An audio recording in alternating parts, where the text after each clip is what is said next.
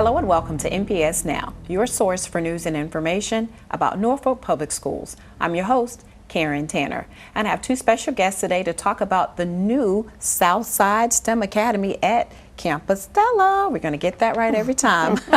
We have Dr. Rhonda Ambrose, who's going to be the principal there, and also Dr. Denise Charbonnet, the Executive Director of Elementary and K-8 Schools. Welcome, ladies, to NPS Now. Thank you. Thank you. Great. It's about that time. I understand that the school is close to be completed construction and you'll be moving in over the summer. So let's talk about how can our students apply for this particular program. What do they need to do, Dr. Charbonnet? Well, we're really excited to talk about this application process and the fact that our application is going live today. We had an opportunity to speak with all of the counselors in Norfolk Public Schools last week and to share with them the process so they could go back to each and every building and talk to students about applying for the Southside STEM Academy at Campostella. Now, how can they apply? What do they need to do? Well, they can apply through the counselors in the building. They can talk to their counselor and fill out the application. They can go online. They can utilize the NPS website and the school website to complete the application. Okay. And so how many seats are going to be available for this particular program? There will be 74 seats available from kindergarten through 6th grade because Campostella, the new Southside STEM Academy at Campostella, will have a phase-in model. So this year we're adding 6th grade. Next year, 7th grade will be added the following year, and then 8th grade. So it's a phase-in model. So this year, students can apply for kindergarten through 6th grade. The only grade level where there are no seats available is 2nd grade. So explain to us, I understand this is a choice school. What does that mean when you say choice school? Well, with a choice school, you can apply to go to that school because of the special programming that we have there with STEM, Project Lead the Way. Students can apply for a really special experience with STEM. This will be a choice school where students can receive some STEM education, and that's why they will apply for choice. Okay, Dr. Ambrose, the program that you're going to have there, share with us the type of program, STEM program that you all selected. Yes, we are very excited about Project Lead the Way. What Project Lead the Way does is really make the students innovators of their own learning and education. They are contributing to being 21st century learners and makes them globally competitive. Project Lead the Way consists of 24 modules. And what we have done so far is we have selected 2 lead teachers. They have already been to Louisiana to receive the training and have come back and done the initial readiness training on the building level. There will be ongoing training throughout the whole summer, and so we'll be ready when school starts to start working with our children with Project Launch for K-6. And then following after we implement 7th and 8th grade, it will be Project Lead the Way with Gateway. Wow, why did you choose this particular program or curriculum? Well, it's research-based. It is a dedicated committee. The Project Lead the Way team has done excellent work on training teachers in professional development to be able to craft the program so children are getting a very high-quality STEM education and instruction. Our focus for the first year will be taking the E in STEM, and we will be focusing on engineering. So how do you think this will benefit those students in your schools? Oh, it's going to be awesome because we already have STEM embedded into our school. Okay. We have, since 2009, the students at the previous Campostella, that will be our Southside STEM Academy, have already participated in local, regional, and national competitions and won and CPERT. So this will just be another level that will help our students get to where they need to be competitive in 21st century learning. And let's clarify this for parents who are watching this show and they may want to bring their child here.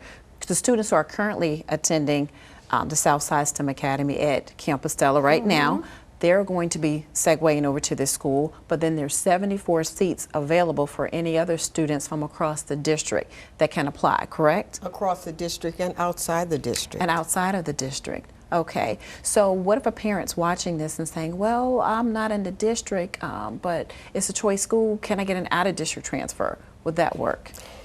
Well, for this year, since we have choice and we're filling the school with the choice seats, we really will not have out-of-district. There will be, because all of the seats are being filled with choice. Mm-hmm. Wow, this is going to be an exciting program, and I know you're excited to get ready to move into the school this summer. So let's recap one more time for our families at home who are interested in this program, how they can get an application, phone number if they have any questions about this program. Well, the applications will be online on the Norfolk Public Schools website, as well as our Campostella website as well. They can call the school. The number is 494-3850, and we'll be able to provide any additional information that they have. And again, the applications are available online, and when are they going to be due? May 20th is the due date for all applications. You will apply, and if you're not initially selected, there will be a waiting list. Okay, and then also online, and where else can you get the applications to? You can also come to the school and get an application as well. And turn it in from there. And turn it in. Great, great, great opportunities, more information, and I hope folks will come to the website and get information and apply for those 74 seats. Thank you, ladies, for coming on the show today. Thank you for having us. Thank you. And we want you to stay tuned for more NPS Now.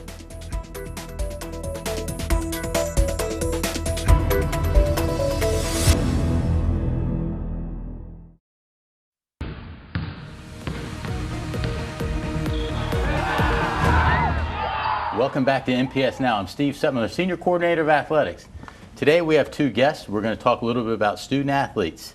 And we have the head football coach from Booker T. Washington High School, DJ Alexander. Welcome. And he has brought a football player, a student athlete, Damian Jiggets. Damian, welcome. Damian, we're going to start with you. Let's talk about the scholarship and grant and aid that you just received, and talk a little bit about that. Well, I'm about to attend Christopher Newport University for to further my education for football, and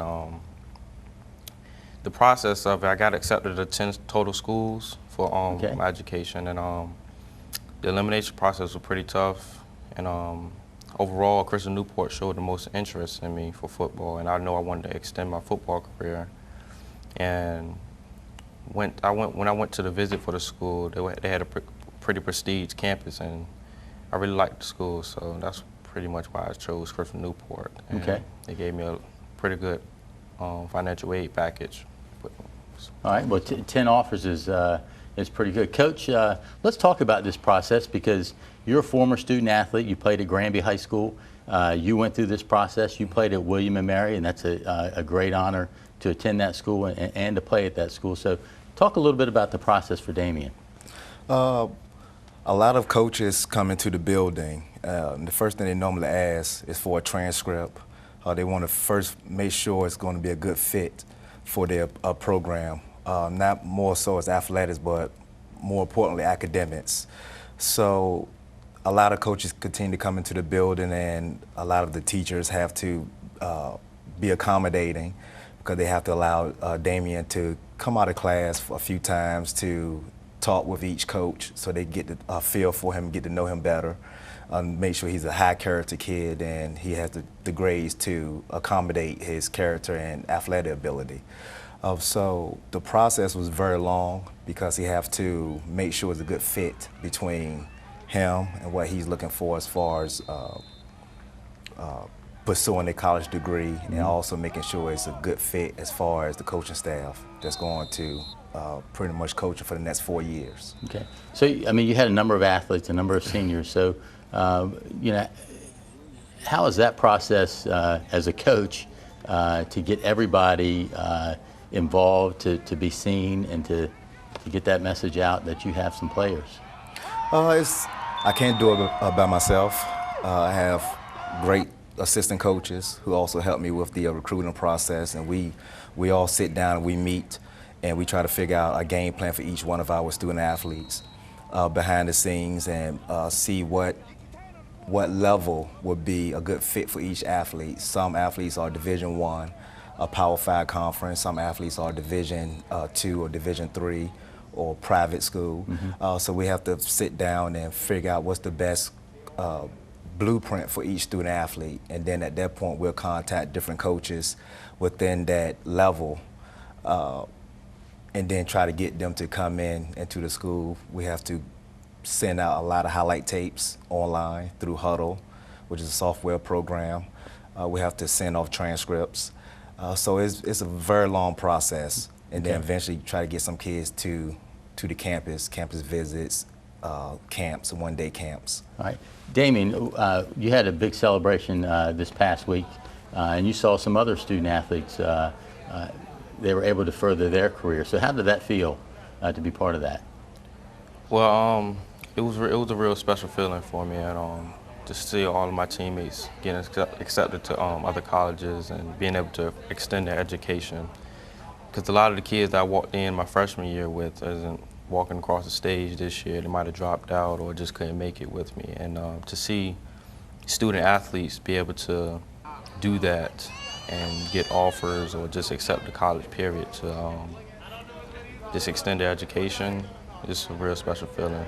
Okay, so, I mean, this is what we want. We want a student athlete. So tell us how Booker T prepared you for the academic portion of it. And then we know what Coach Alexander has done for football, but let's talk a little bit about the preparation to get to college, because you have to have those academics first. My preparation was, it took time management and basically dealing with football, being a multi-sport athlete, I had to use a lot of time management, being able to work in homework time, practice time, and being able to prepare myself for tests. And with the courses I take AP courses, which are college course classes, so I prepare myself mentally for the next level of education, because the workload for AP classes are a lot. And all I can say is basically time management was key for me in my process going through the high school years, preparing myself for the college level. Okay. Coach, let's talk a little bit about Damien. What made him stand out? And then just for, really for everybody, how do you stress to your freshmen and on up that this is the end result that we want for student athletes? Okay. One thing when I first met Damien, when I first got hired, I knew of him, but I watched him play at a Bishop Sullivan Combine, because that was my first opportunity to really see him live. And I saw that he had the ability to play. He did outstanding at that Bishop Sullivan camp. So I knew he had the potential to play at the next level. So immediately I got on the phone, called a couple of coaches, and said that you need to look out for this student athlete. He's a rising senior, and just put him on your draft board, recruiting board. One thing I try to preach to not only Damien but the rest of the student athletes is that you prepare for the job you want, not the job you have. So if you want to go off to college, you got to start preparing for a college, trying to be a college student now. So you can't do what your friends do, because your friends, they're not playing sports, they may not have aspirations to go off to college. But you have to, like Damien said, you have to have time management. You have to lift weights, you have to practice, you have to make sure you eat, do your homework, and things of that nature, but it's no excuse. So, because if you want to go off to college, you have to do all those things and probably 3 times as much. So you can't make excuses for missing practice or missing class, not doing your homework. You have to be able to sacrifice your social life to be able to get everything into a 24-hour day. And I've been out at your practices, at your games, and you definitely carry a consistent message for the student athletes. So that's a good thing. So Damien, all right, sorry, you're a role model now. You've done it. So what advice can you give to student athletes at Booker T and really across the city to get to that next level? The advice I would give to the student athletes of Booker T is basically focus on the focus. It's a quote that my principal says, but she is truly right about that. Being a student athlete, and the phrase student comes before athlete, so you must be a student first before you're athlete. And that's the motto I went by all 4 of my years, and which is why I've been able to keep my grades up and perform well on the field. The student athletes at Booker T need to look further than Booker T. They need to look at college and what they want to do in their life instead of just football per se. They need to make sure their test scores are up, because that test scores make and break a lot of people, like SATs and ACTs. They need to study for those. And they need to use good time management and just focus on the focus. That's my advice. All right, great advice. And guys, we want to welcome, thank you for being here today. And you know, a lot of good information. Damien, good luck next year as you progress through college. And Coach, good luck with the upcoming season. Thank you. More NPS Now after this.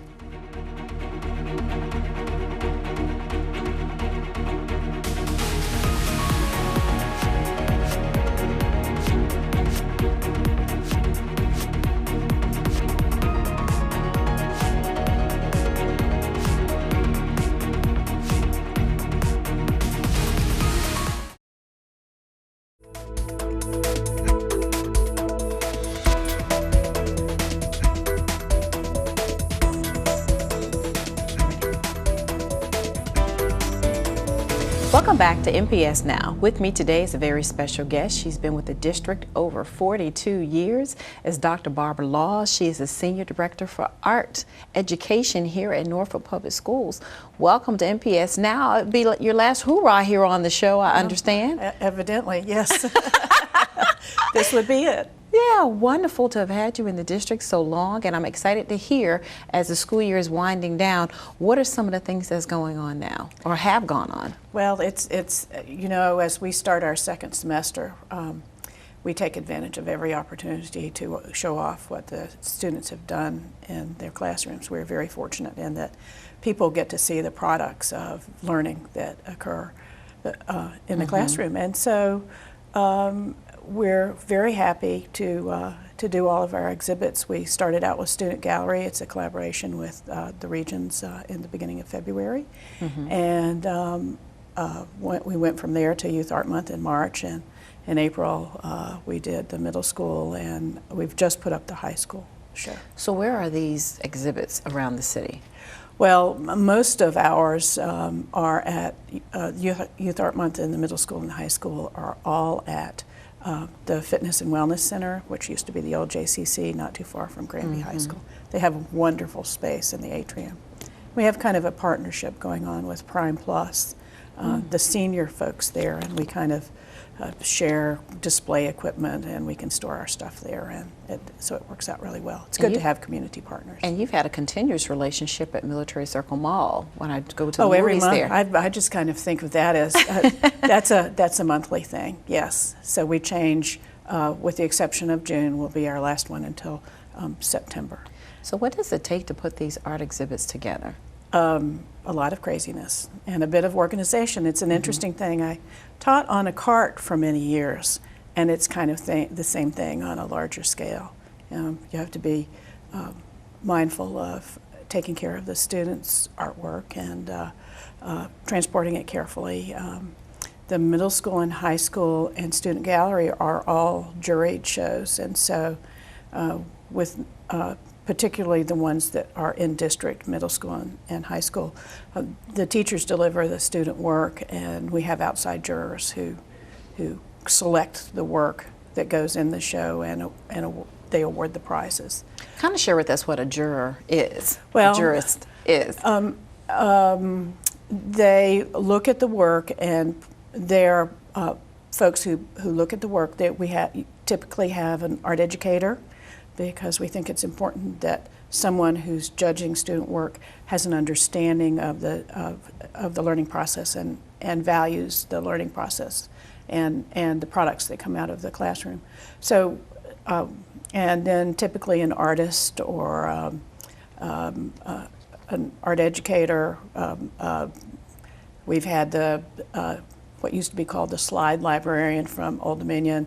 We've had Old Dominion professors who've done it. So they're a wide array, but all of them are connected in some way to the art world, and so have knowledge of what quality artwork looks like at the different levels. And I'll tell you that over the years, this is my 15th year doing this, I'm really proud of our teachers. They've really stepped it up so that we looked at the work on Friday as we spent all day installing the exhibit.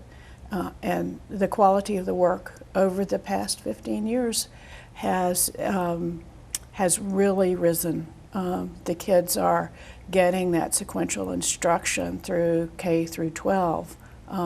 And so when you look at our exhibitions, you'll see that there's a lot of learning that's going on in the classroom, a lot of teaching and learning. Right, I know it's a lot of learning, there's a lot of preparation too. Absolutely. So when you want to have an exhibit for the students on the elementary, middle, and high school level, what does it take to get them prepared for this? How long do they have to start working on these exhibit projects? Well, the exhibits are a natural, they're a natural outgrowth of the instruction that's taking place. So they don't work on works specifically for the exhibitions themselves. Mm-hmm. They're the products of their lessons and their learning that they're doing in the classroom. Okay. So it takes basically first semester, because you have to have time to build your capacity and build your techniques and skills and get to the point where you have something finished. Artwork takes time, mm-hmm. and you can't back away from that time. You have to commit that the doing time. Right, and so we have a Fine Arts Festival coming up. Tell us about that, when it is, and the details. That's a big project. This past high school, 379 students. Wow. Submitted artwork. Some of them more than two, because our highest award goes to a portfolio, which is a big thing to attain. With the Fine Arts Festival, it's our only K-12 exhibition, and we probably will have 600 to 700 wow. pieces of art, which thankfully to Dr. Gibson, who allows us to roll our display panels into her gym, we sort all of the work on the floor. I usually have between 20 and 25 teachers who show up to help put up the display, and in a matter of a couple of hours we put up about 50 panels front and back, which would be, a significant amount of work. So when is it going to be, and where is it going to be held? It's May the 14th. Okay. And we start, I believe, at 10:30 and go through 4:30. We have all-city musical performance and other musical performances. Mm-hmm. Danielle Roby will be there working with the music folks. We do this as a collaborative project, mm-hmm. and this is our 14th year doing that. And you're doing something interesting this year. I've been to the Fine Arts Festivals before, but this time you're going to incorporate the young audiences of Virginia. Oh, that's a separate project, actually. Oh, okay. That's a special project that we've been doing. It's called Capture Dance. We've had we worked with young audiences. Their vast majority of their programs with the school system are performing arts, but we thought it was time to do something with the visual arts, and so we have some students from each high school who have participated in a special program, and we had a guest artist.